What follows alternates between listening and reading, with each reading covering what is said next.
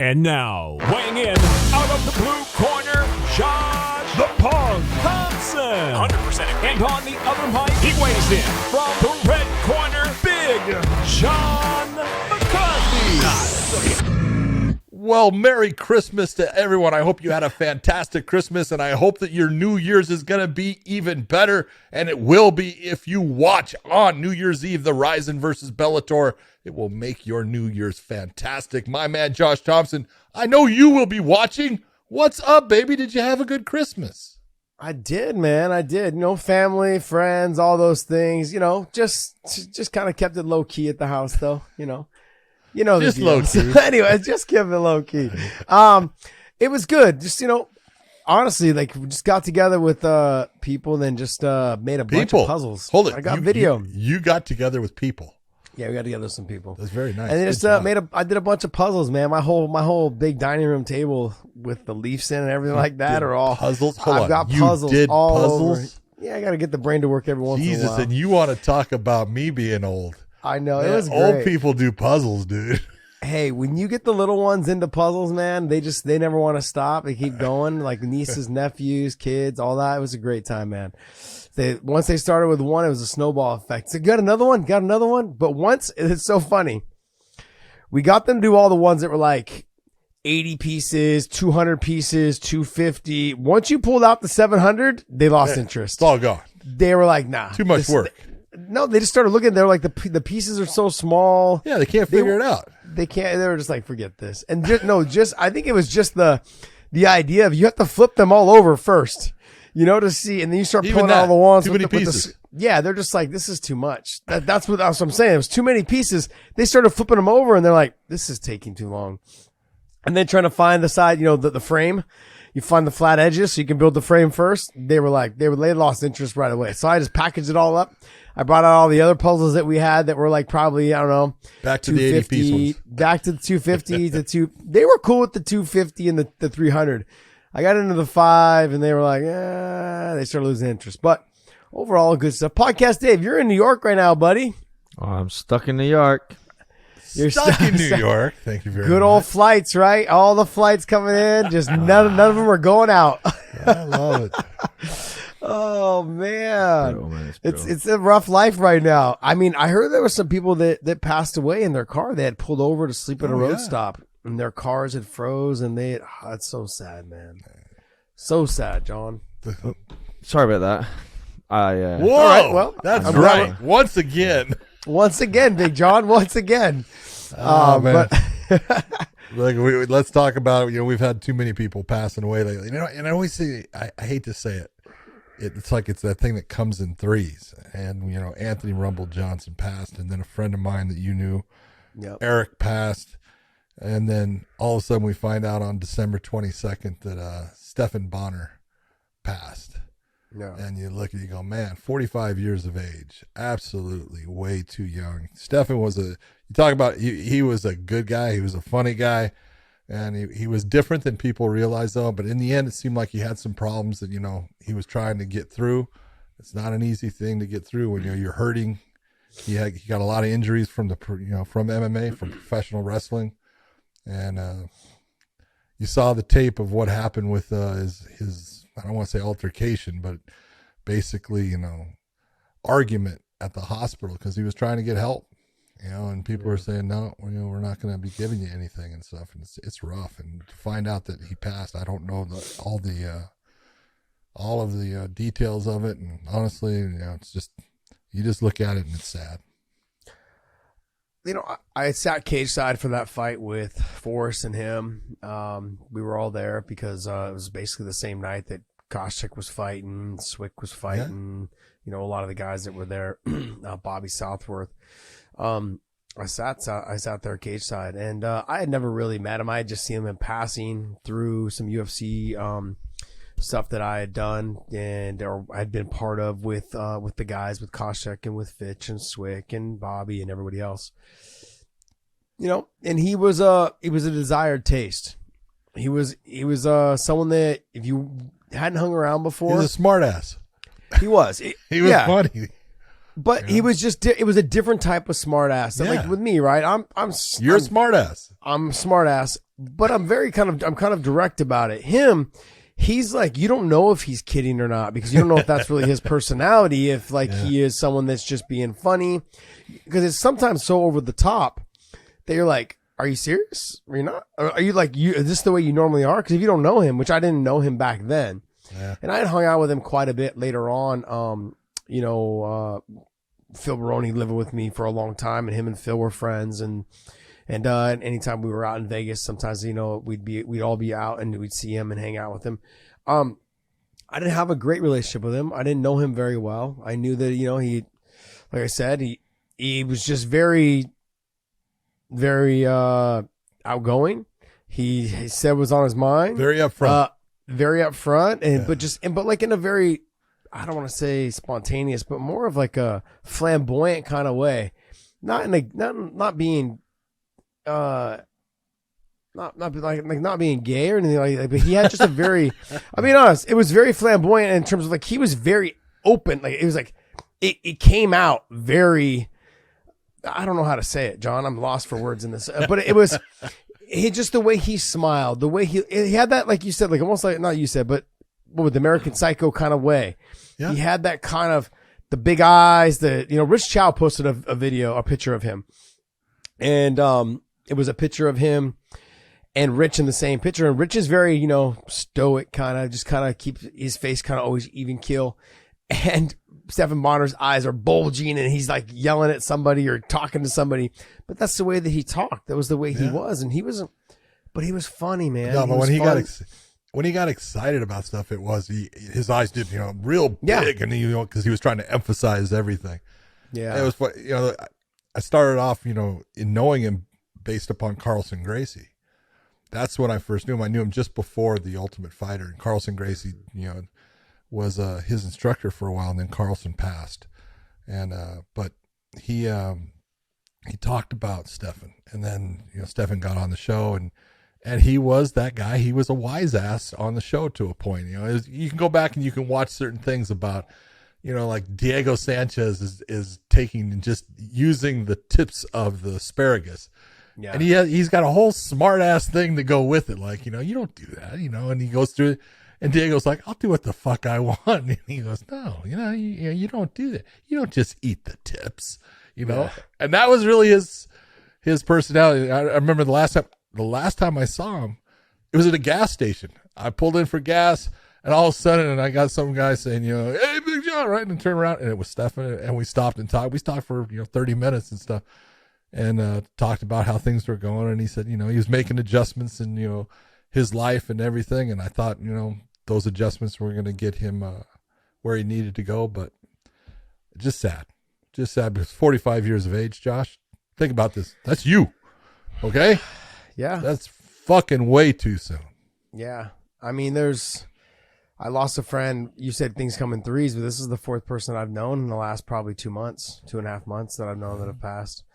From my really good friend Joho, and then Rumble, Eric the trainer, and now Stephan. And that's 4 people all within the last 2.5 months.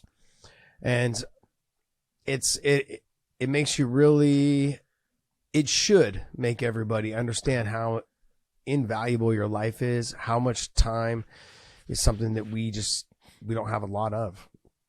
When you really sit down and you think about it, 100 years, if you live to be 100, and those last 10, 15 years are not always the greatest. My grandmother's 95 right now, and it's not a life that I think I want to live. She's having dementia, she's having some, but her body is holding up. I mean, outside of her eyes and her ears, but I'm saying, like, she's physically can walk from here to here, but she just can't see. She's blind now. She's losing her hearing.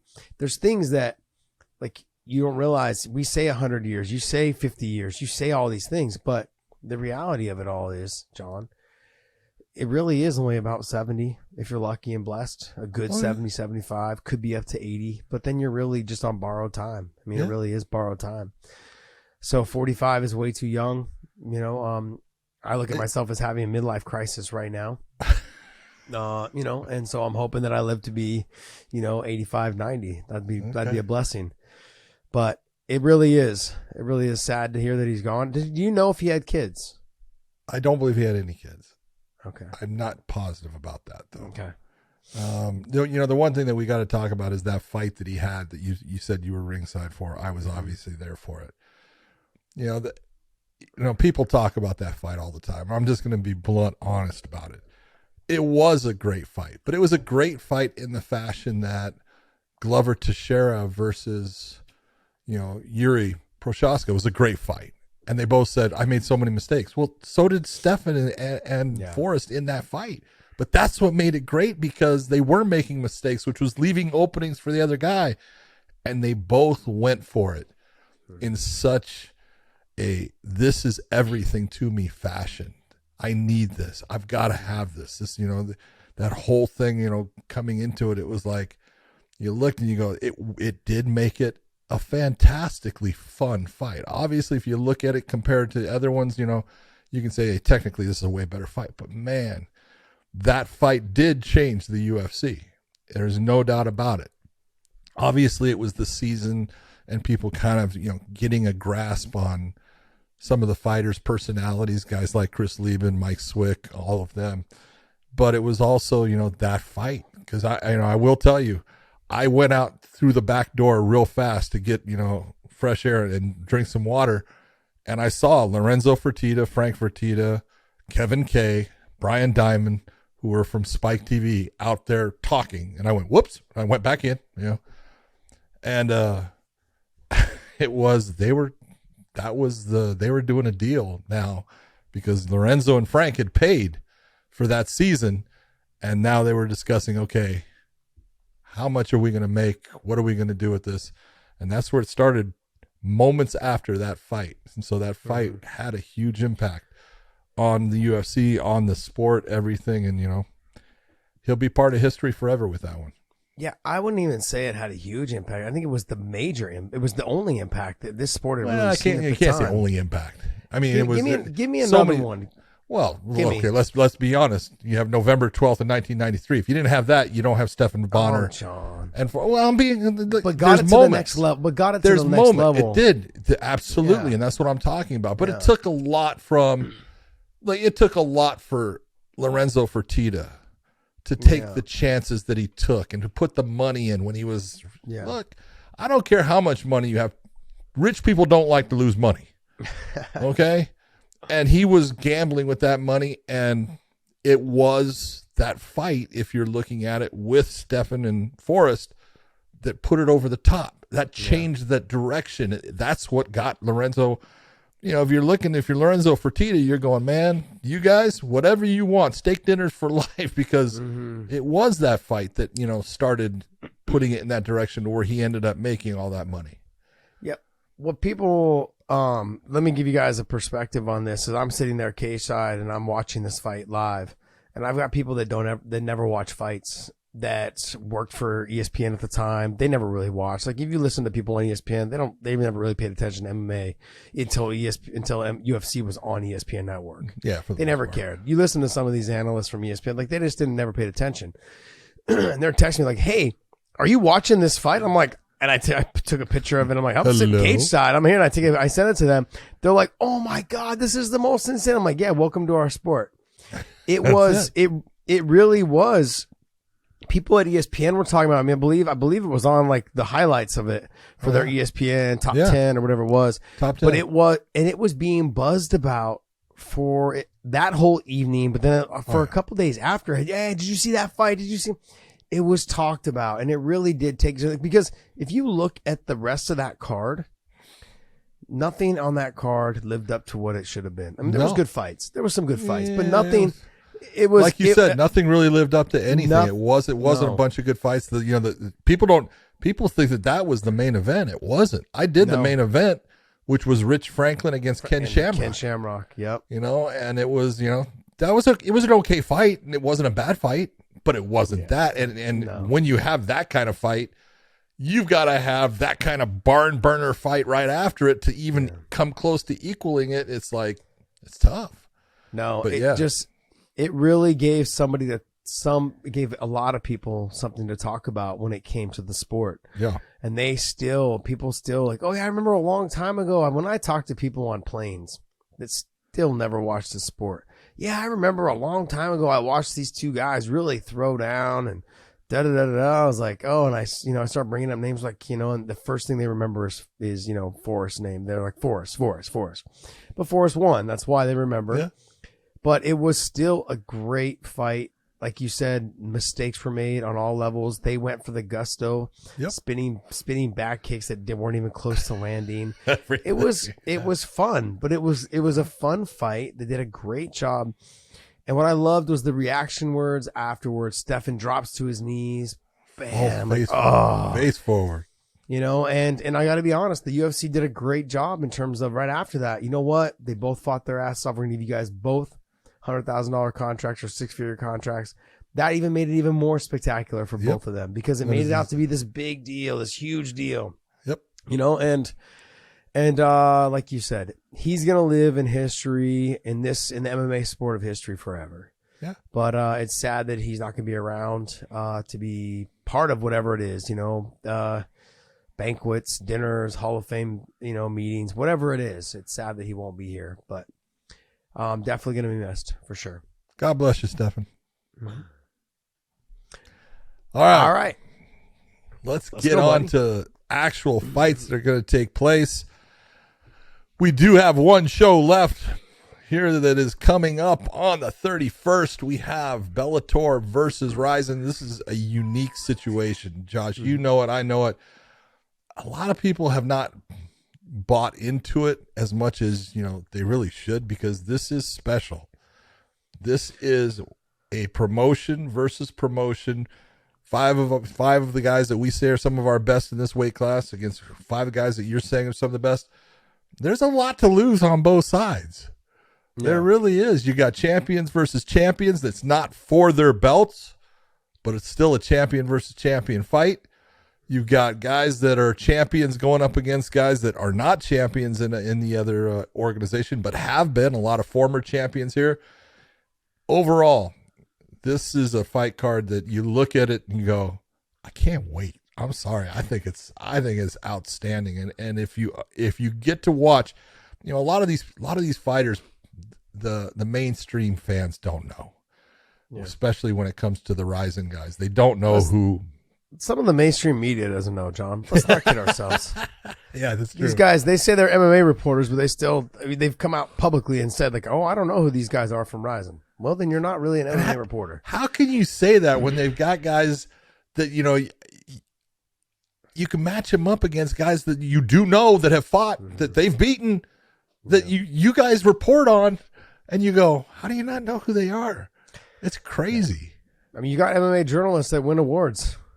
They don't know who these guys are. They've come out publicly and said, I don't know the other guys on the other side, which is really sad. But the bottom line is that I'm going to go, if we go through that on this list, AJ McKee's got the toughest fight on this card. Don't get me wrong. The other guys are tough and they match up well with our fighters, with the Bellator guys. But AJ McKee's got his hands full. Oh, fuck yeah. Look at Roberto D'Souza, known as Satoshi. A lot of people are going to get it. They think that his last name is Satoshi. It's not. He does speak Japanese. He's been living in Japan for a while. But Roberto D'Souza is a top level. We're talking world-class black belt in Brazilian Jiu-Jitsu, a guy that has had matches with everyone.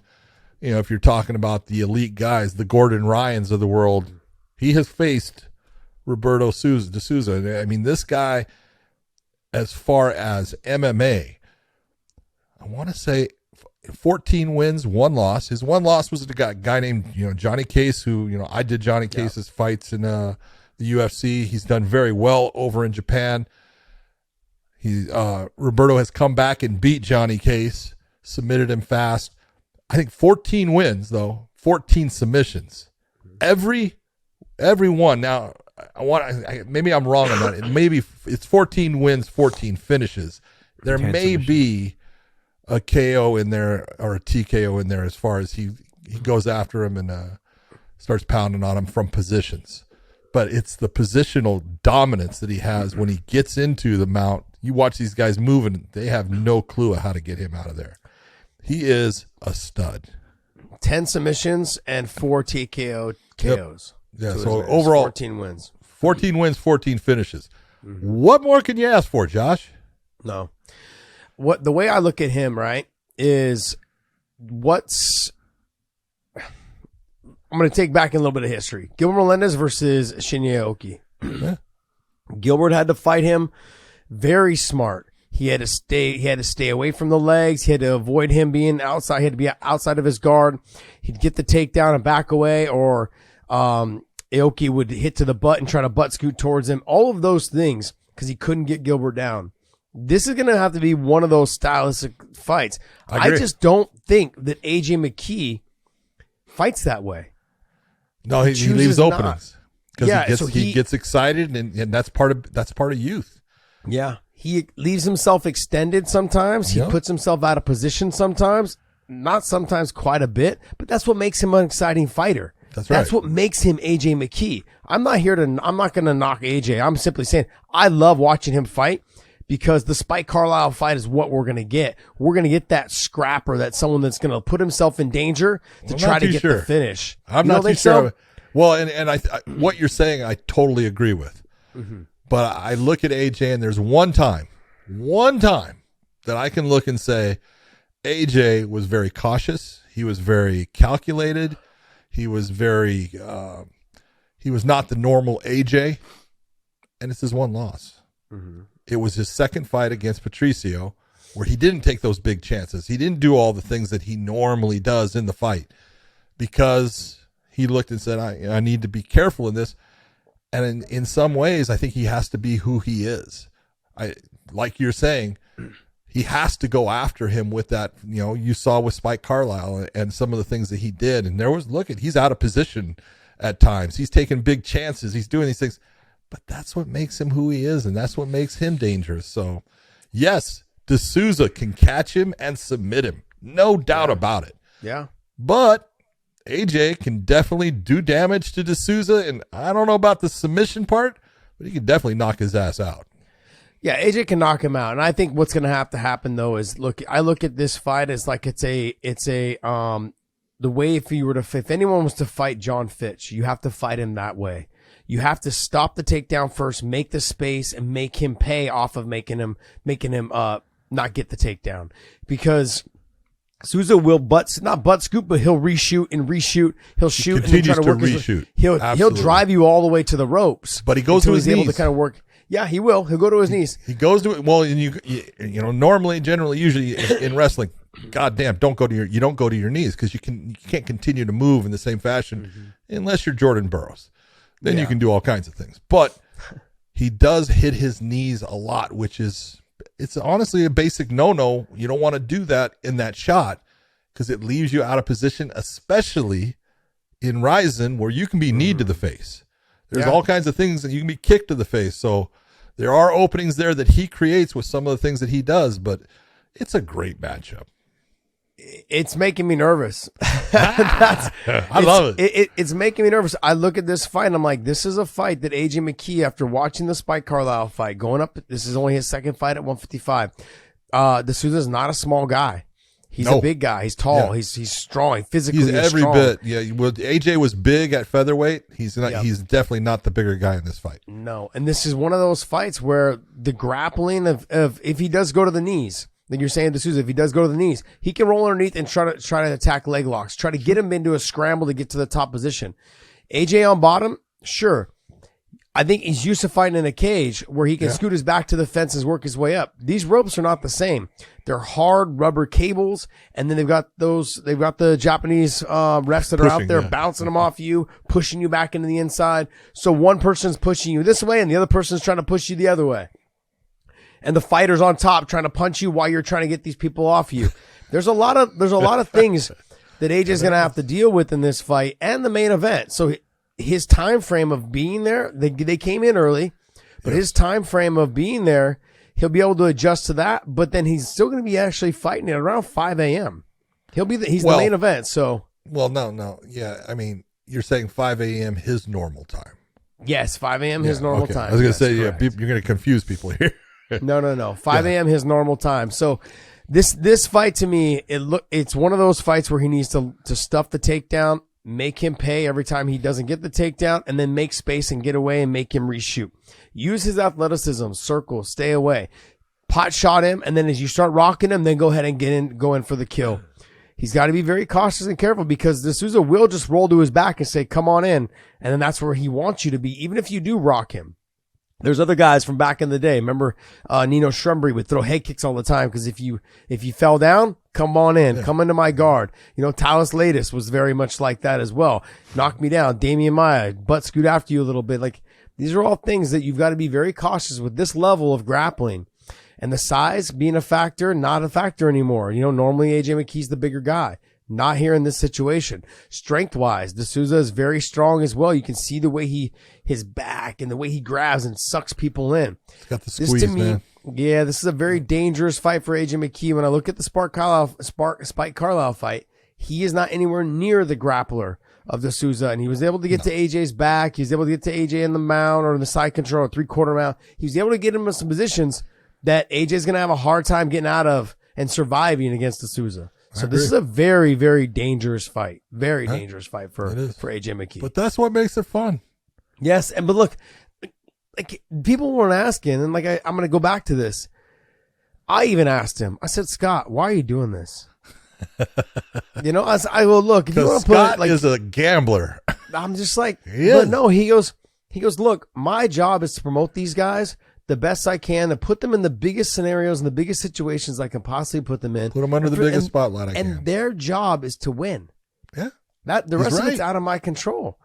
And when you have promoters like that, whether it be Saki Gabara or whether it be Coker or what other promoters, that's kind of what you want in your promoter. Look, I want to have the opportunity to fight in Saitama Arena in front of 50,000 fans and in Japan with this huge walkout and then the whole day and the press leading up to it this whole week. It's going to be a lot going on this week, and I've been part of it. There's going to be a lot going on. There's going to be press probably tomorrow or today or tomorrow. It's going to be all day. You're going to be out at different types of venues, shaking hands, kissing babies, all of that stuff. And then you're going to do, you're going to have your weigh-in situation. You're going to have your press and your media that's going to be inward. Like there's a lot going on. Photo ops. There's going to be a lot going on. And from you traveling, especially with AJ being the main event, they'll be taking him extra spots that are across town in traffic. Need you to do media That's what they're over going here. to do. Need you to do pictures over here. Yeah. We're going to need you to take a flight from here to here in 24 hours. It's as much as they can. Yeah, they know what they're doing. So this is going to be one of those scenarios and situations. I'm encouraged for the biggest co-promotion in MMA history to happen. I want to see exactly how this all lays out.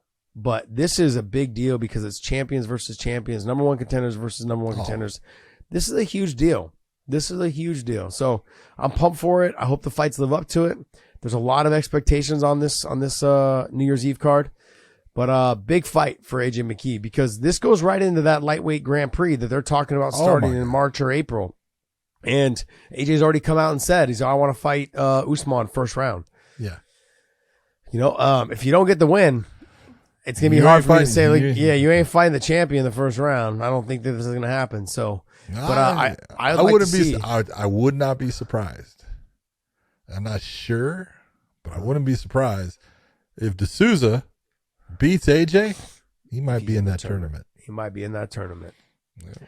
That's awesome. That is. I wouldn't be surprised either. And that would be great because you look at the type of scenario with Horiguchi and Darren Caldwell and how that all came about, and then how Horiguchi's now in the tournament and got knocked out, and then now you've got it just makes it for more fun, man. It encourages me to believe in this sport opening itself to big super fights. All right, next fight. Next fight is absolutely fantastic. You're talking about you got to call him the pillar. Yeah, I think you've done it enough. Pillar of Bellator in Patricio Pitbull versus going up against Kleber Koike, who his last middle name is Earps, but he goes by Kleber Koike. He also lives in Japan, has his whole family there in Japan, is Brazilian. The guy is a submission master. He is a guy that, he and De Souza train together all the time. They have their own school there in Japan that is got some great grapplers out of it. 27, I believe he's got 31 wins, 27 of those by submission. 27 by submission. That is not bad. And but he has even said, he goes, look, he goes, I may be the champion of Rizin, but he goes, this is the biggest fight of my life. Yeah. I have to be perfect. I can't make any mistakes. I hate when I hear a guy saying can't make any mistakes, because you can't have that mindset. You're going to make a mistake. It's just part of fighting. Yeah. There's going to be a mistake somewhere in there. But this is a champion versus champion matchup. It doesn't get any better than this, Josh. This fight I feel a lot more comfortable in. Well, that's because you love Pitbull, and I don't blame you. I do too. Well, here's the thing though, John. I've trained and grappled with Patricio, and it's like trying to move a fucking boulder. Yeah. His legs, his leg strength, all of those things. He is a lot stronger than people think. I thought I was just getting off of a fight, and I was in shape. And I was training with him, and Patricio had just fought, and I had rolled with him a little bit and with Patricio, and he was coming up on a fight that weekend. He was in phenomenal shape. We just did a couple little rounds flowing. Oh, sorry, no, it wasn't him. It was Higo. But Patricio gave me a couple rounds, and he is a lot better on the ground than people give him credit for. I know he's got a great arm in guillotine. He's got a good guillotine. But his wrestling pedigree, after working with Henry Cejudo, he's gotten so much better at stuffing takedowns. He's gotten so much better at getting takedowns. He's gotten better at attacking the arm and guillotines and setting it up off that front headlock. He has developed into one of the greatest fighters of all time. What I look at with Koike is that he just leaves his chin. He stands too upright.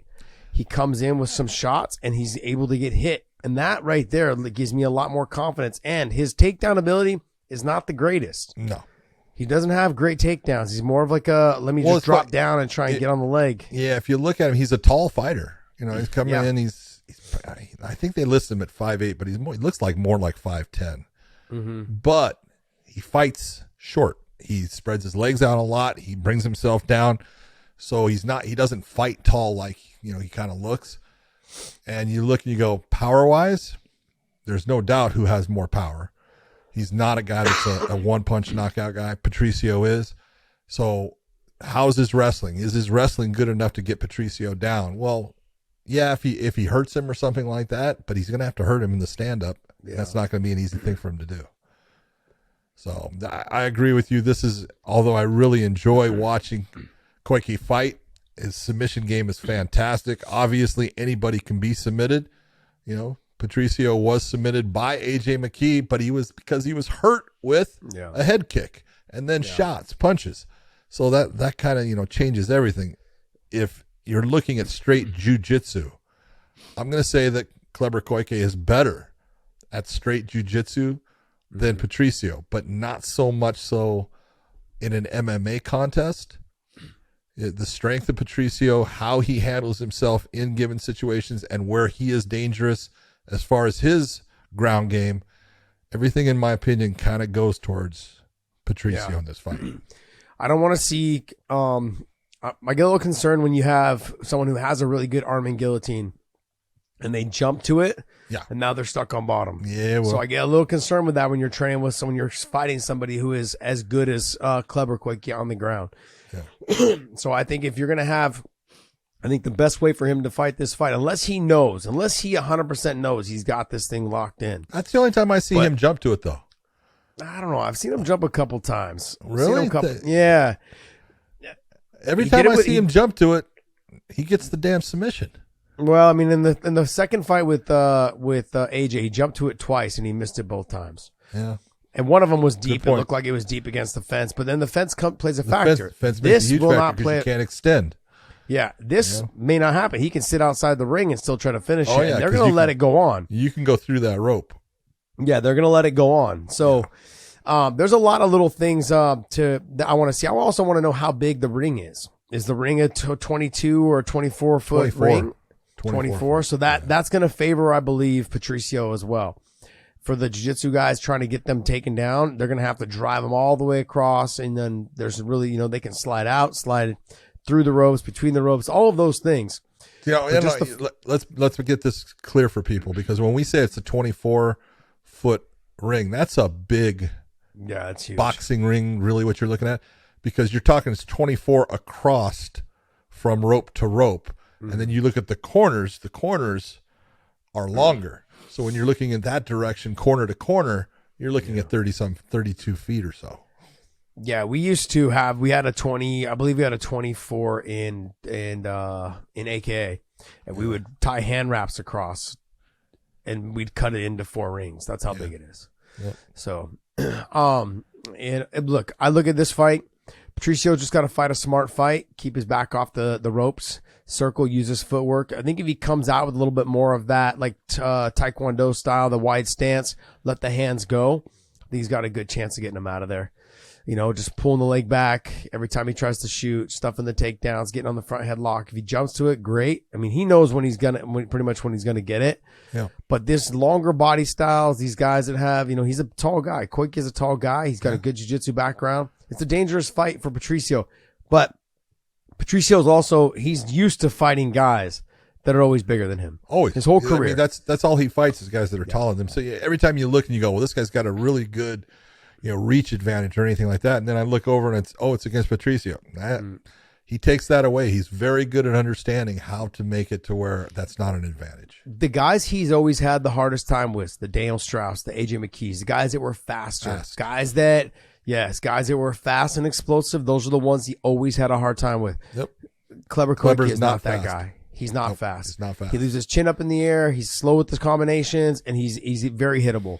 Yep. And that's not something you want to be when you're fighting Patricio. So exactly. Next fight. All right, this is a trifecta if you're going to look at it, because they have fought. Well, here's one of the guys. Hiromasu Ogikubo is a guy that he was in. I don't know if you recall, but he was in Tough. He was in the Ultimate Fighter show when they did the whole 125-pound. They took champions from 16 organizations, and was that the Tim Elliott one?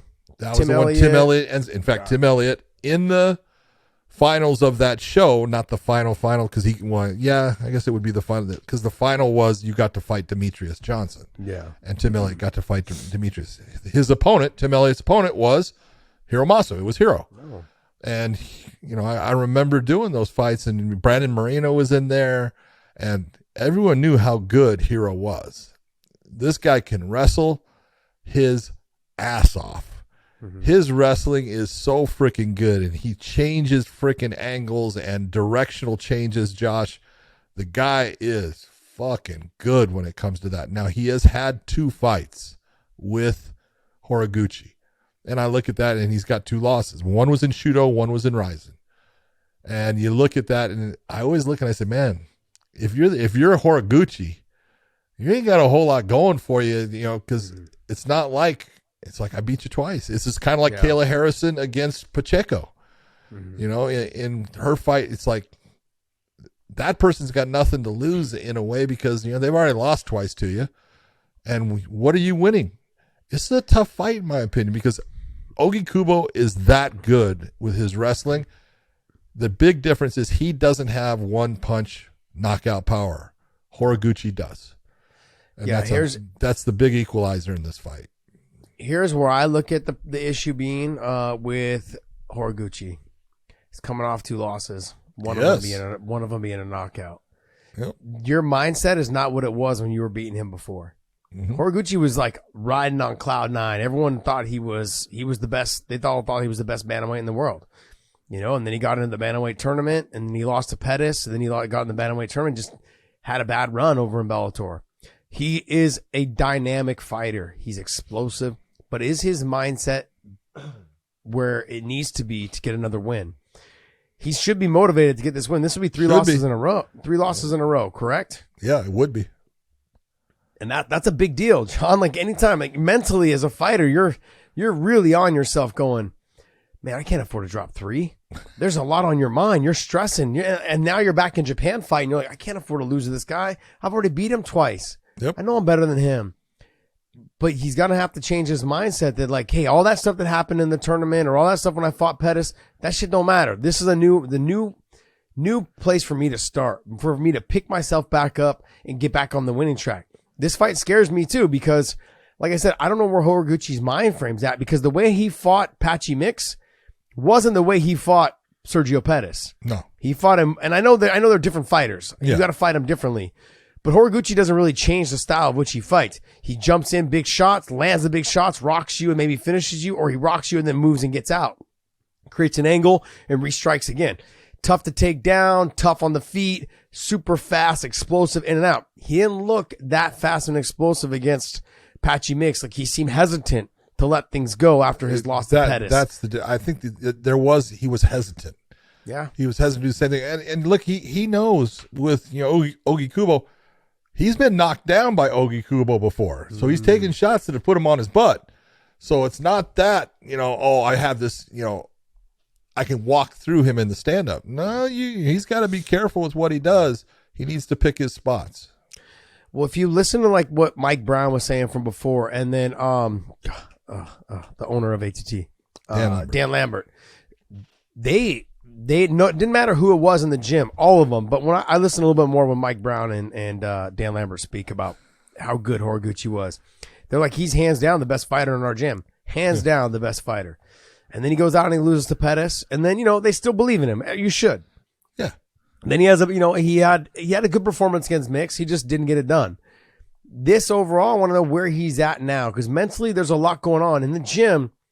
Do people start looking at you differently? Do you start feeling yourself being perceived differently because you've lost 2 in a row? You went from everyone talking about you being the best fighter in American Top Team. Hello, American Top Team, not Podunk Gym down on the corner that your buddy owns.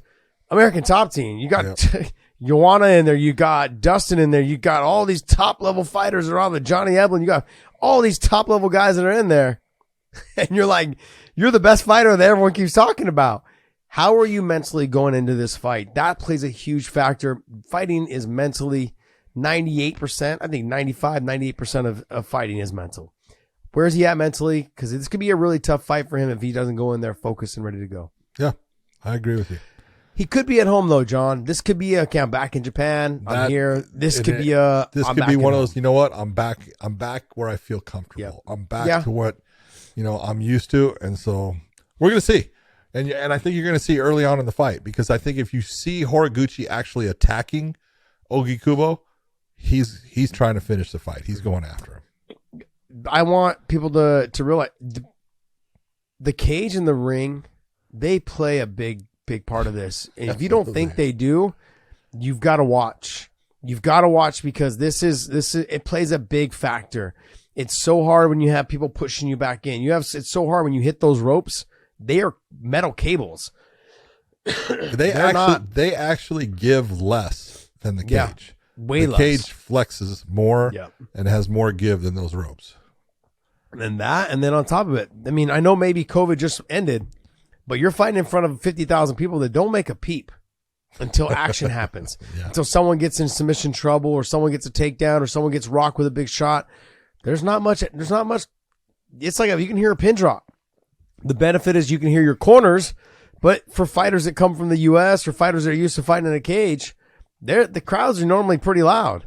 And those things really change how you fight. It changes the way you feel about fighting all there in that one moment. So this is a dangerous fight. So this is a fight that I think is more of a toss. I'd give obviously Horiguchi a 70 or 60-40 split or 70-30 split on him because he's already got 2 wins over him. But mentally, where is he at, John? Yeah, it is the question. I look at Patricio. I give Patricio like a 80-20, 75-25 kind of split. If you were going to ask me who's the better fighter, it's Horiguchi. Yeah. Now they both have great records. I'm not, as far as somewhere around, I think Horiguchi's close to 30 wins, 5 losses or something like that. Yeah, something like that. Ogi Kubo is very close to the same thing. So they're both outstanding fighters. This is the one fighter though I'll give it. Horiguchi does not look up to. Ogi Kubo is shorter than Horiguchi, so he actually has the guy that he can look almost eye to eye, even a little bit down with. So that's a new one for him. Next, all right, we have Juan Archuleta, the Spaniard, a guy that was former Bellator champion in the bantamweight. Lost his title to Sergio Pettis, taking on Soo Chul Kim in a fight that I think this one could actually be the fight of the night. This fight is interesting because Soo Kim doesn't know how to go backwards. He comes forward. He's got a little bit of a strange body type. His legs are kind of shorter. He's got a long front, long torso. Yeah. But man, he comes after you. He puts pressure. Well, guess what Juan Archuleta is known for doing? He comes after you. He puts pressure. And so this is an interesting style matchup. I look at it and it's I do believe that Juan has the power advantage in the stand up with his hands. He's got more knockouts than Kim, but Kim is he is that tenacious, in your face volume attack and just relentless. And so Juan's got to be able to, stop that. He's got to be able to figure out where to get in, where to get out, how to do his damage without this guy, being able to suck the life. And Juan's known for his cardio. But everyone, when they're put under a pressure that is they're not the one creating it, it can zap you. And so Juan's got to be careful of that. Yeah. I don't think Juan's going to get tired. I don't think so either. He'll have to take some steps back and get some deep breaths and come back in.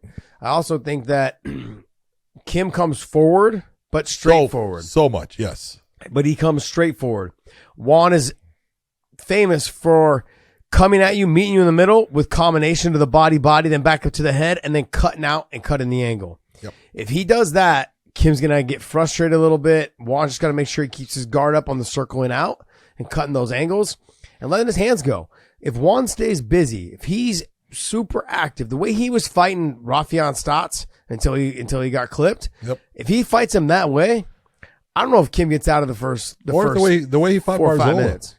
Yeah, that's true. He fought Barzola beautifully. You've got to fight somebody in that way. Just come in, pop, pop, pop, rip the body, let him have it. He's got to stay out of that clinch, though. Let's avoid in that clinch because Kim likes to get into the clinch, try to dirty box you, knees, elbows. He tries to get in those, just kind of make it a dirty, grimy fight and slow you down. Yeah, he likes to break you down. Yeah, and Juan does a great job of tripping you, letting you back up, making you feel like, I just threw you down to the ground. Now get back up. I just embarrassed you.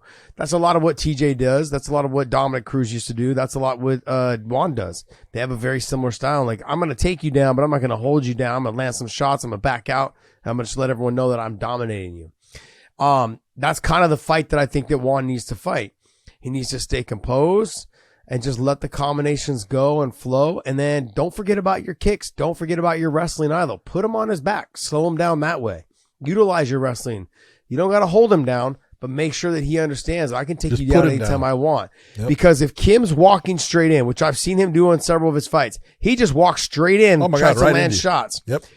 Easy takedown, control him for a little bit, slow him down, let him throw some big ground and pound shots, and he starts to get up, just back out, let him back up. And if he chases after you again, do it again. Make him regret it, but do it off angles without dipping your head right into a knee or something along those lines. You just got to make sure that he's cutting those angles and letting the combinations go. Yeah. He starts ripping that body, he'll change the dynamic of this fight real quick.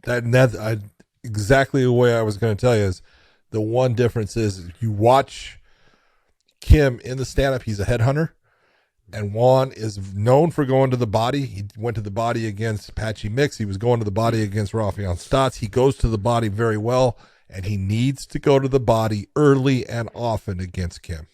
Mm-hmm. Should be a good fight, though. Yep. I think because, like you said, both of these fighters have endless amounts of energy. They're going to come forward and they don't in the get middle. tired. Yeah, it's going to come down to whoever can push the other fighter back for them to take multiple deep breaths, and they can capitalize on that. Next. Well, that's the fake card. Do you guys have any closing comments? No, there's one more. There's one more. There's Gazi Rabadanov Yep. against Koichi Takeda. And this is actually an interesting matchup. I really like Takeda. He's a good fighter. He's got a lot of good technique. He's got good stand-up. He's got good wrestling.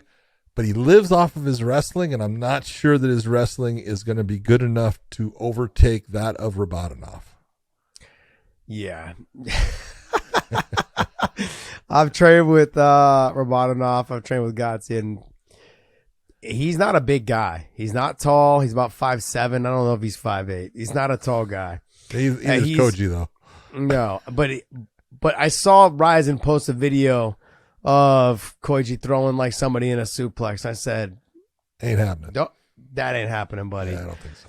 You better be careful you don't end up on first class airlines of Dagestan Airlines, buddy. That's what you better hope for. And what I like about Gadzi is that he's not gonna wrestle you a whole lot. He's just gonna stuff your takedowns, gonna make you pay with the combinations. Yep. He likes to be on the feet.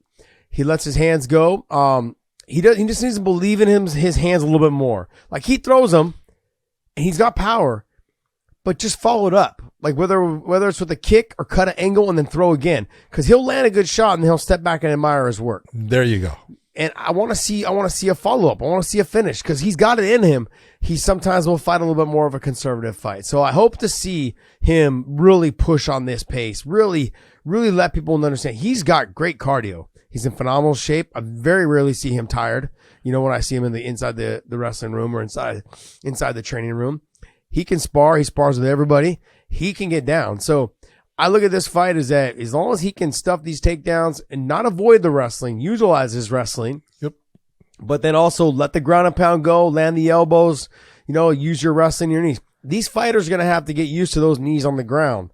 So they've got to be very cautious and careful. All the Bellator guys need to be prepared for those knees on the ground. You look at guys like DJ, who had fought over a couple times already and won when he fought Moraes. Got kneed in the face, got knocked out. Those things can happen because you're just still not used to. Put yourself in a position that you normally think you're safe, that all of a sudden you're not. Yeah. Yep. Yeah. So it's hard when you're going from one promotion to another when there's such a big difference in rule changes. But every one of our Bellator fighters are like, shit, you give me an opportunity to kick you in the face while you're down, I'm in. They say that, but and no matter what they say, and they can practice it right now, they're not in that same open, it just happening because you're just flowing. They have to think about it. Yeah. And for them to think about it makes it slow. So they're at a disadvantage when it comes to that. But in this fight, exactly what you're saying, the one thing that Rabadanov needs to do, well, two things. He needs to put more pressure on Takeda in this fight, but he does it. The only time Takeda is going to get a takedown on Rabadanov is if Rabadanov overextends on it, puts himself out of position. Then I could see Takeda getting the takedown. Other than that, he's going to be working for nothing. Should be a good fight. Look, that's going to wrap up the Rizin talk, but that also is the main card. These obviously will be going on, through the middle of the night, but there will be a tape delay. You guys can watch on Showtime. I believe it's going to be on Saturday night. I want to say 8 o'clock Eastern. 8 o'clock Eastern on Saturday night, correct? Yeah. Yes. All right. So, yeah. New Year's Eve. New Year's Eve. New Year's Eve. Because they're a day ahead. They're a day ahead, 8 hours behind, something like that. Yeah, something like that. It's 8 hours. Yeah. Jesus. Yeah. But overall, good card. And then also, too, the earlier card is stacked as well. They're still adding fights. John, They added a fight. They added like 2 fights the other day. I mean, it's going to be a long show. It's crazy. And if you're a fighter and they're going to bring you there early, good luck. Yeah. All right. What else? Hey, you got some news for us there, podcast, Dave? Yeah, let's talk about the announcement of Chito Vera versus Sandhagen for fantastic fight. Main event. Main event in Vegas on February 18th. Unfortunately. No, I heard people saying, "Oh, that needs to be on a, that's a tragedy or something." It's not going to be in a big. I think it's awesome. They're the main event. They're the guys that all the fucking focus is on, and that is a fantastic fight. I can't wait for them. That's what I want to see. I want to see someone like Chito Vera against Sandhagen. I don't give a shit if it's in the Apex or in fucking, Wilson High School gym. I don't give a shit. Let me see the fight. I love when the media complains about stuff, right? But they still don't know fighters' names from other promotions and things like that. But hey, look, overall, this is a freaking awesome fight. Fuck, it's a great fight. And like I said, and like you said, I mean, it doesn't matter where you fight this fight. No. Look, a crowd is not, these two fighters, they bring it no matter what. A crowd is not going to make them it's not going to make them a better fight. They understand what's at stake. The winner of this is probably going to fight for the title next. Yep. And this fight right here, both of them love to stand and bang. Both of them. I think Chito will probably have great ground. Both of them have great ground. I think Chito may even try to get a takedown here and there.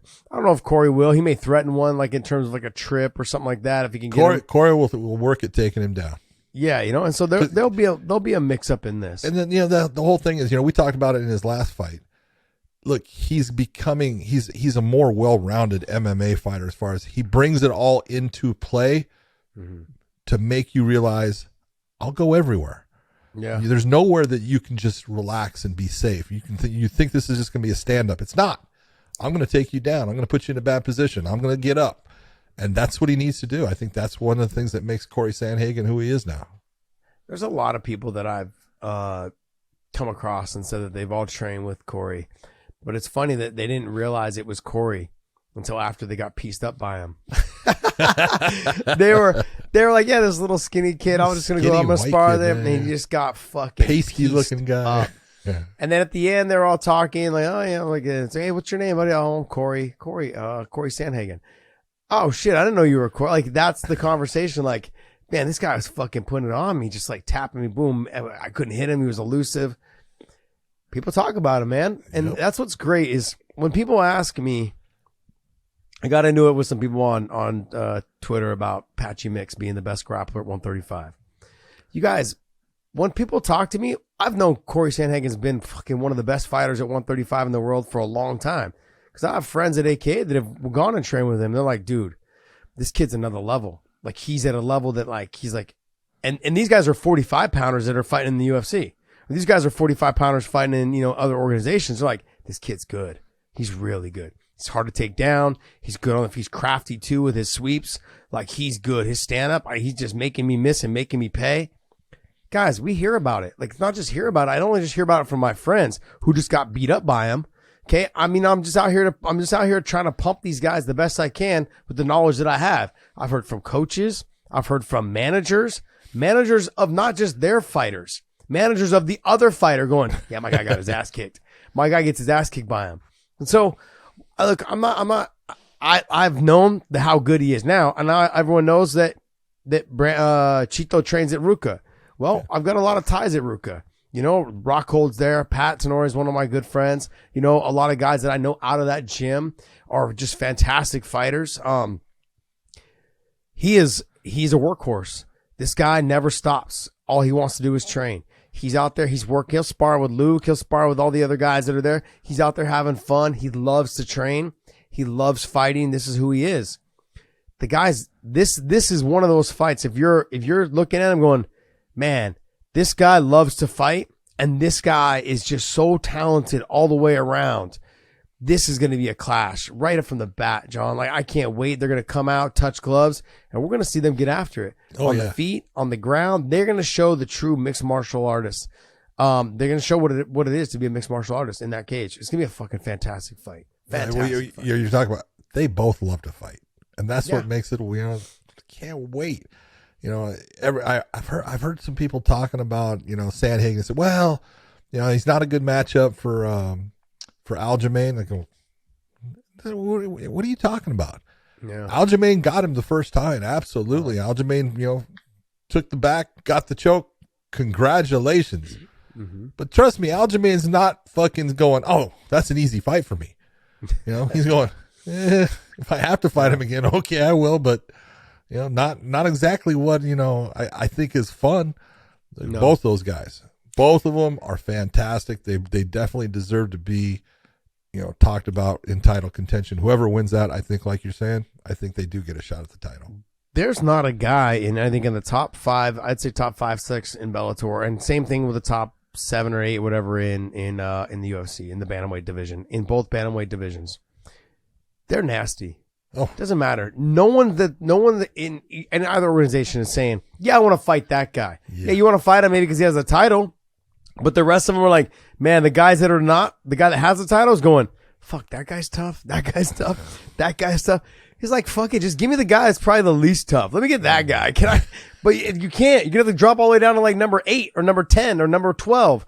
The bantamweight division right now is the most stacked division. The most stacked division in the sport. In the sport, hands down. Yep. It's not even close. I can't even think of another division. Give me another division that's just stacked.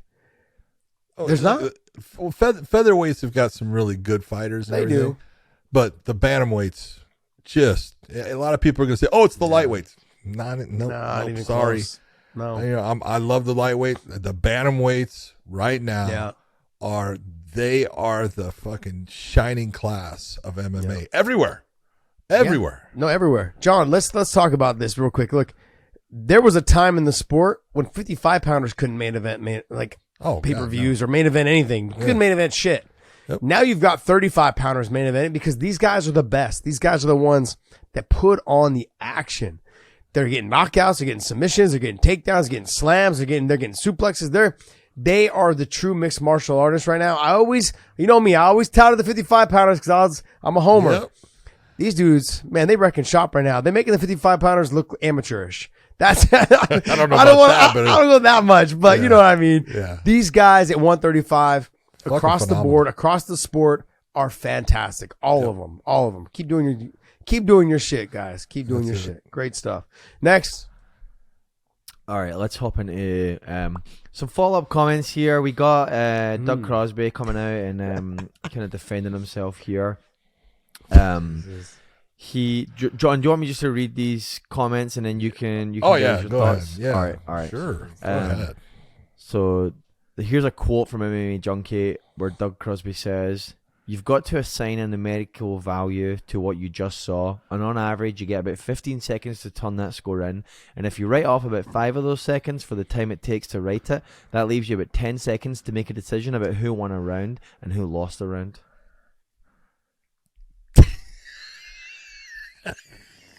I'm sorry. That is the stupidest fucking comment I have ever fucking heard. Josh, what he's telling you is, I sit there and I watch a fight, and then after I watch the round, I'll decide, who won? Are you fucking kidding me? Look, people, anybody out there, and again, I'm going to clarify, Doug Crosby and I do not like each other. This is a guy that has consistently tried to fucking say stuff about me, and thank God, because I hate people like him because he's useless. Chael Sonnen puts him on his podcast because Chael's a good guy and he's a good friend, and he put on, going to have on MMA super judge Doug Crosby. Chael, you have fucking jumped the shark. Okay. He does that shit because he knows it gets under your skin when he posts it like that. Dude, super judge. Love it. Look, when you're teaching judging, the first thing you're doing is you're telling the person sitting in that seat, every moment of the round counts.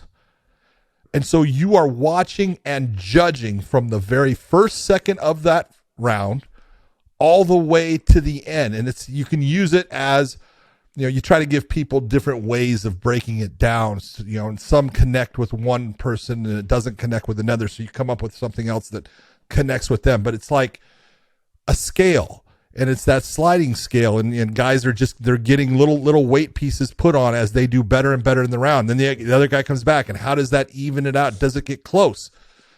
It could be with money. It's like, hey, that guy's, he's 5 cents up, he's 10 cents up, he's $1.50 up, whatever you're going to say. And throughout the round, you as a judge, at any moment that fight stops, say it stops at 2 minutes into the fight, say it stops at 3 minutes and 50 seconds, say it goes to right at that moment, you're not thinking about who won the round, because you've been judging it. That's what judging is. You don't sit there and after watching it all this time, now I'm going to think about it. That may be why you're giving shitty scores, okay? But we know that you know so much about judging and everything, but obviously you just pointed out why you're not good at this.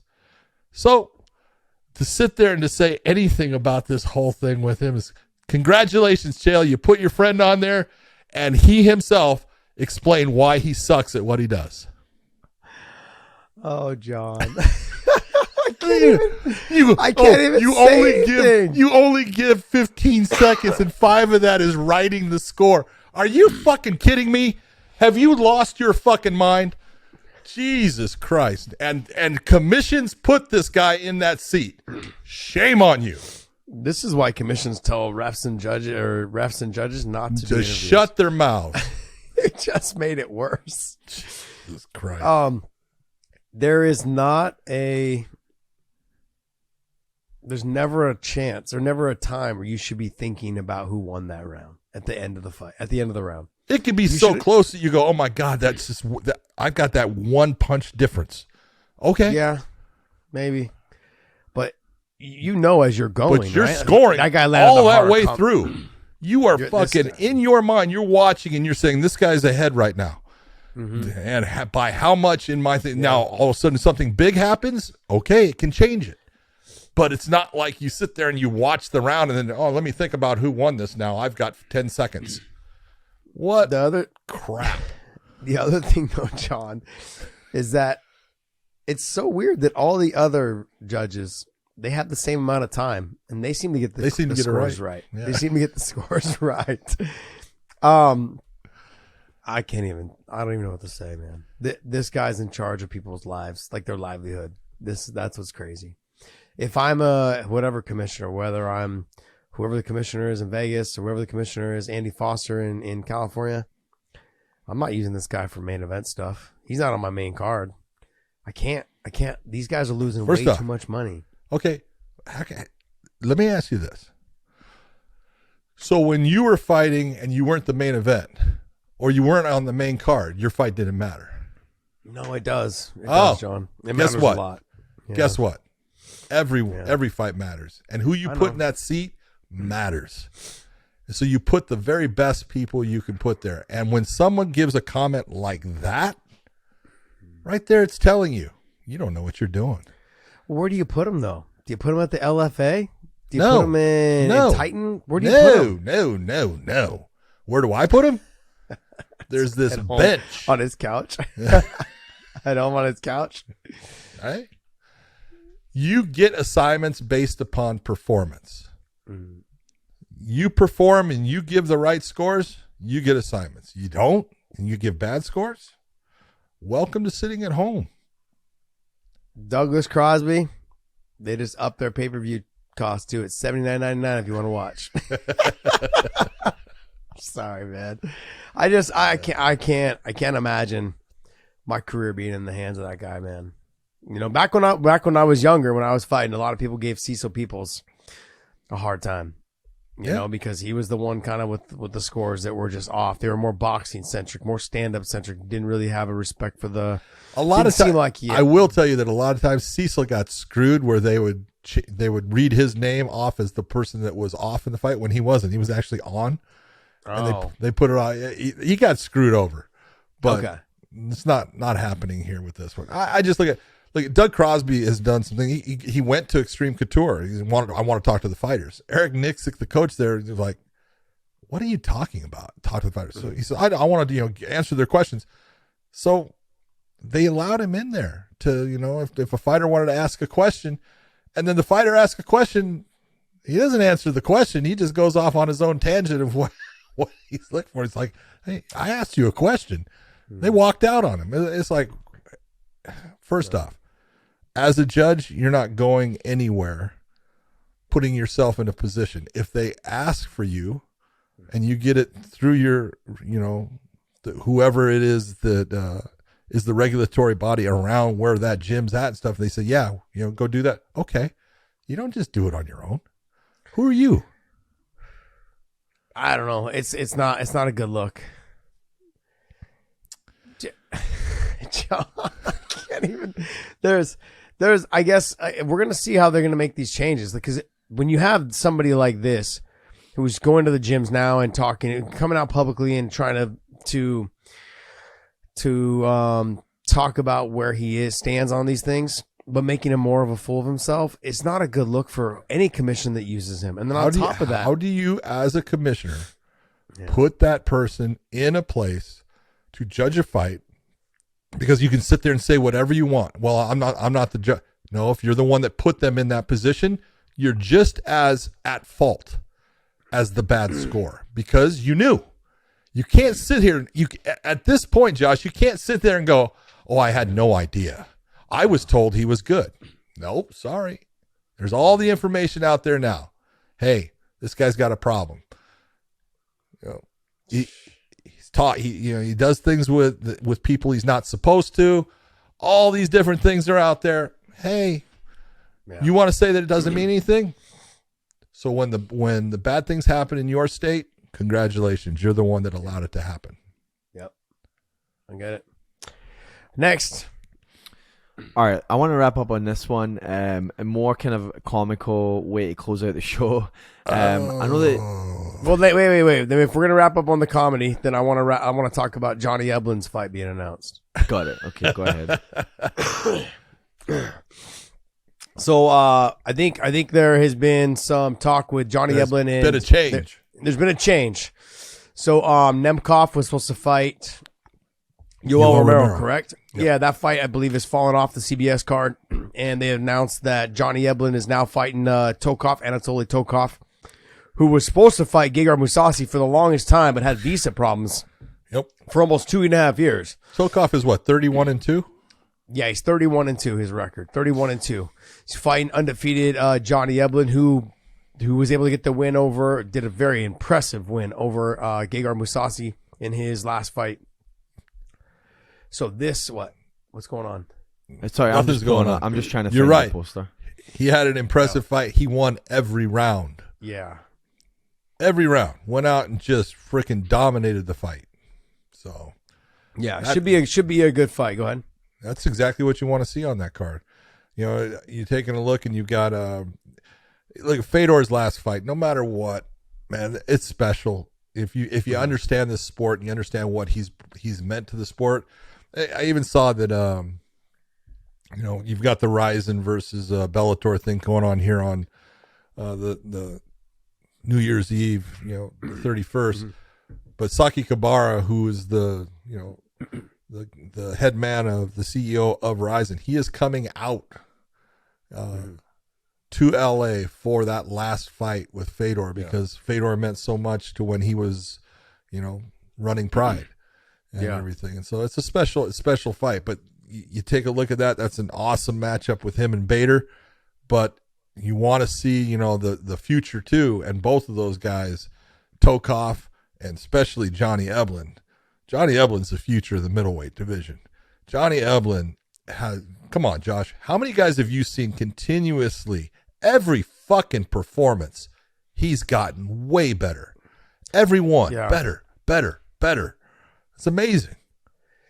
He has gotten way better. But John, you understand this probably more than anybody. It's one thing to get to the title. It's another thing to defend the title. This is true. So getting there and defending it's completely different. Now you're the target. You're not the one chasing that dream. All the hard work, all that laser focus, it's finally came to a head and you won the title. Do you still have that laser focus moving forward? You're the target now. Everyone's laser focused on you. Do you still have it? No. Are you still just, okay, like, doesn't matter who's in front of me. I'm the champ. I'm defending. We're going to find out. Yep. Because Anatoly Tokov is tough. He can take a shot. He can wrestle. He's physically strong. He's a tank. He's just got thick legs, thick back. He's got muscles on muscles. I mean, the guy he's a grinder, man. He will get out there and try to put it on you, press you to the fence, take you down, dominate top position, stand with you, bang with you. He will do all of those things. Yeah. So it's gonna be. He'll take getting hurt and come back. Yes. He does. Yep. There is no stopping that man. Who was that? Gerald Harris, right? Knocked him down. Gerald Harris had him freaking just out. Yeah. And he came back from that. Came back and won. Crazy. All crazy. That's going to be a good fight, though. So I believe that fight's taking the place of the Nemkov and Yoel Romero fight because Nemkov is dealing with a little bit of an injury. Yeah. So that fight's been pushed. But that's good because I know that you've got Fedor on there with Ryan Bader for the heavyweight title. Then you've got this is the middleweight title. So, and then this is the middleweight title. So this is going to be good. I wanted to see the younger guys get on there. That's what I wanted to see. I want to see the young talents get on there, and that's what I'm going to see. I'm going to see Johnny Eblin and Tokov on there, and we're going to see an action-packed fight. I think probably with Brendan Ward and Hamasi on there. I think to open up the card, I think is what they're going to do. That's someone getting knocked out. Someone getting knocked out. Yeah, someone getting knocked out. That was crazy. All right, let's go ahead and finish up with the Dylan Danis laughs. Let's go. So the reason that I find that's kind of funny is because Josh has this thing about when you're doing a podcast, you're telling the truth, you're speaking facts, and then, you bring on guests. There's just that little bit of conflict. So I thought this was quite fun. It's quite a funny example of that, where Ariel and Dylan had a bit of beef earlier this year, the start of the year, and Ariel loves to say how he has receipts on everything. So somehow Dylan ends up on Ariel's show. Ariel says Dylan invited him on. Dylan wanted on. Dylan says Ariel invited him on, whatever it was. And then it just descends into absolute chaos. So Dylan talking about how Ariel screwed over Dana, who looked out for him all these years. Ariel calling him a bitch, and then saying he showered 3 times after Dylan left the studio. So just all this chaos. You guys saw this, right? I did. I didn't see it. I did. I watched it. And oh my God. I'm telling you. I didn't see it. Oh, you didn't see it at all? I saw clips, like people had posted like short clips. I don't know what you're about to show me, but I just saw like small clips, and I just saw the tweet by Ariel saying I had to shower 3 times, and then Dylan said something else, and it was like a brother and sister or 2 brothers arguing like, via social media after the interview. It was funny because great. It was actually pretty civil in the way, because as soon as Dylan comes in, Ariel extends his hand, tries to shake his hand, and Dylan basically shrugs him off and says, "No, maybe afterwards." Right there, I was like, okay, this is gonna be fun. You know the way this is gonna go, because it's like, hey, shake the man's hand. He put his hand out, shake his hand. Okay. But he doesn't. But it goes on. I will say that there was a line by Ariel in this that I went, that was the best. I'm sorry. He had all kinds of things. They went back and forth, and Ariel was, I thought I saw all kinds of things in there. Oh, 10-8 for Danis. It's like bullshit. Ariel whipped his ass on that, and he should have. That's Ariel's format. He should have whipped Danis's ass, but he did say something. He goes, "Why are you wearing sunglasses?" Right? And he goes, "What?" He goes, "There's only 2 reasons to wear sunglasses, in a studio." He goes, "You're either blind or you're an asshole."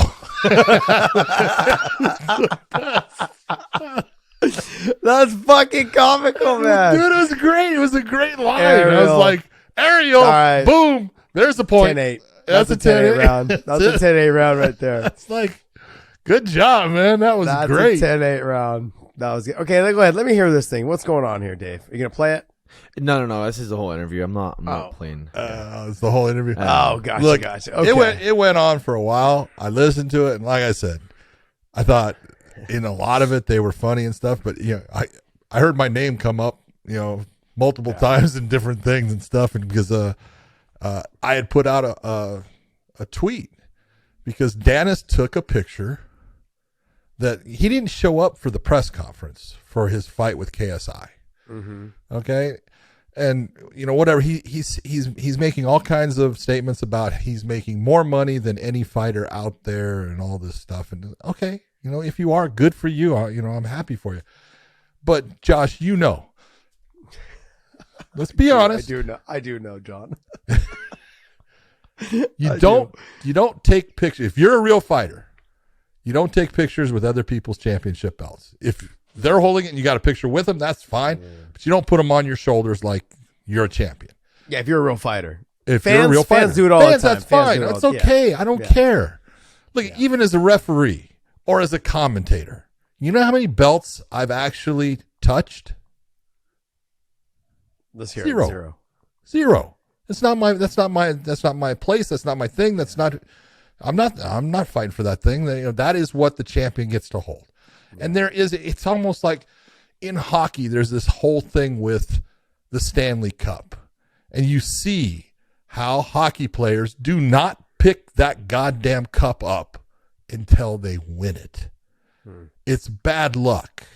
And it's all, when I tweeted, I was like, whose belts did you either borrow or steal? Yeah. Real fighters don't take pictures with other fighters' championship belts. Basically, something like that. And, and he basically said, that I did it to get, comments and stuff. No, I'm giving you something to fucking think about, dude. You want to say you're a fighter, you don't fucking take pictures with belts that aren't yours. Dave, I'm going to send you something. Okay, I want you to put this up. Uh-oh, we're in trouble. Okay. Or I'm in trouble. Oh, Dave. No, you're not in trouble. You're not in trouble. No. This motherfucker right here. I'm going to laugh. You just talked about the Stanley Cup.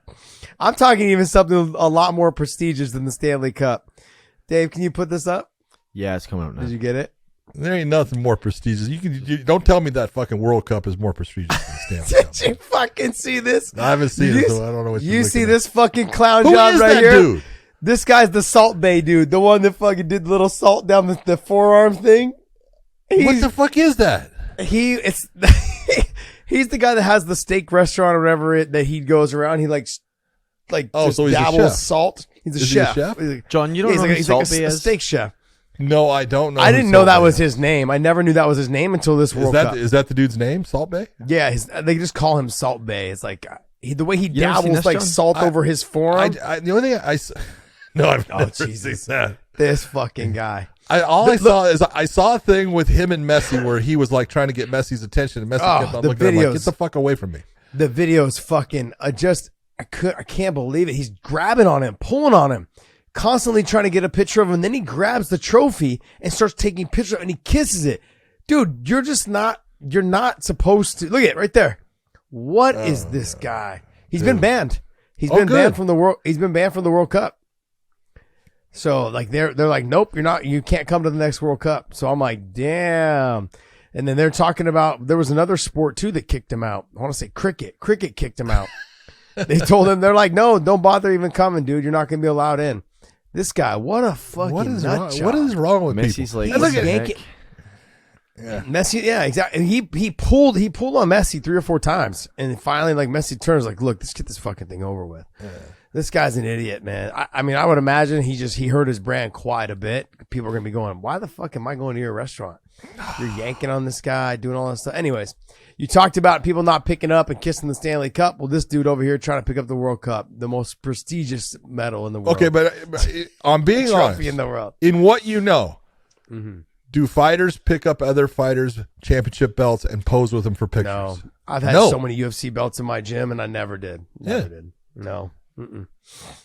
Even No, I've had I got done with one of my fights. I got done with one of my Strikeforce fights, and I had my belt with me. And then some of my corners who are fighters will pick it up and take it for me because I'm going to the press. That's different than you posing with it. Correct? Yeah. Is what you're talking about. What I'm saying is you're posing for pictures with it. Yeah. You don't do that. If you have, whoever you're walking at and they have a belt and you're holding their belt, okay, that's fine. But when you're actually having people, you're putting 2 belts on and you're posing for a picture like you're a fucking world titleist. Sorry, dude.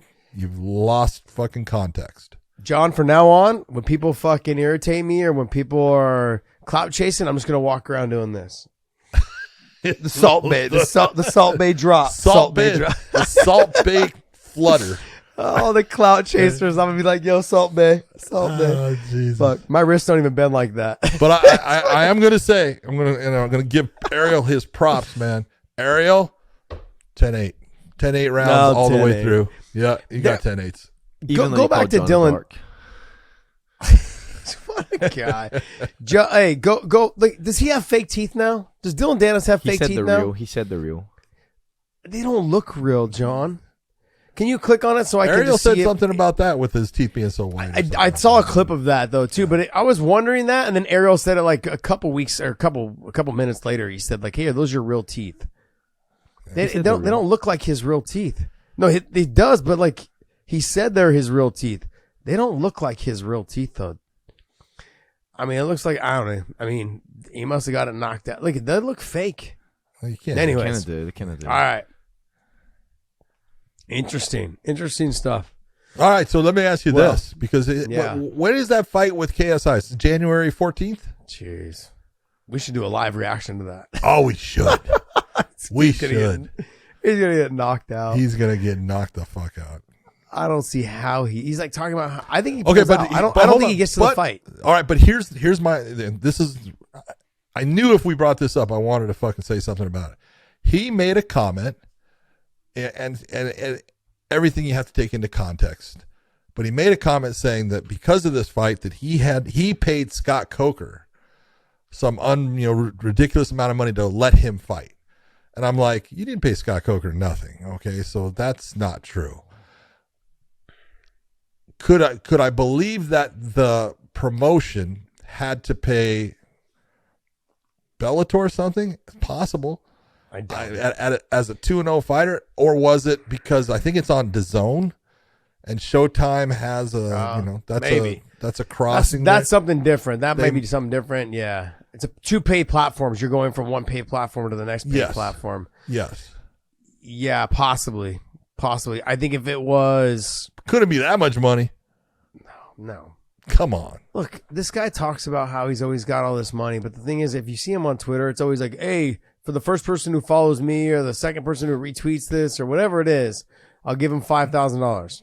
Bro, you must be broke by now for how many times you tweet that shit. Oh, no. He brought that up. Ariel brought it up saying it's weak, which it's weak, like you're saying. And he goes, how many times have you even paid that? You haven't even paid it. And he goes, no, I've paid it out. He says, maybe $6,000 total. I was like, well, his numbers are so off too. When he started spouting off numbers, he was like, yeah, I'm making I'm making the most of any fighters ever made. And then he said he's like, at the end of this fight, I'll make $1 million. That's not the most money. I know. I'm like, he never actually said how much, I don't think. No, he didn't. No, but he was insinuating that he was making more money than any mixed martial arts fighter other than Israel Adesanya, any champion, or Conor. Mm-hmm. But they're not champions. So any MMA champion, it's like, dude, sorry, dude, not even close. I don't know what you know about what people are making, but there's a lot of guys making a lot more than, I'll make $1 million. No. Yeah, and he was saying, I don't know, he had come up with some numbers too about 108, something about 180,000, or I made this, made that, and I was like, that's not a lot of money. I mean, that's not a lot of money at all. Like when you're talking about, you're supposed to be considered one of the better fighters. If you're only making 180 grand, you're not making a lot of money. He did say he's making more from social than he is from Bellator, though. Yes. Well, he's a 2-0 fighter. That's good. But he's 2-0 fighter. It's like, wait, 2-0. How much? Against hand-picked opponents. Thank you. That's my whole point. It's like, look, you get a choice. You will give you real opponents and give you real money, or we'll help you along with your career, and we'll give you people that you should beat. Obviously anything can happen. It's a real fight, but you should be beating him. And what side did he go towards? Yeah. He went towards that side, which, in my opinion, shows that he's got intelligence. He's smart. But mark my words, John, he ain't making it to that fight. Okay, he ain't making it to the fight. That was my question. Not does he win or lose. No, he doesn't make it. Does he show up for the fight? He takes this opportunity. Does he step in that ring?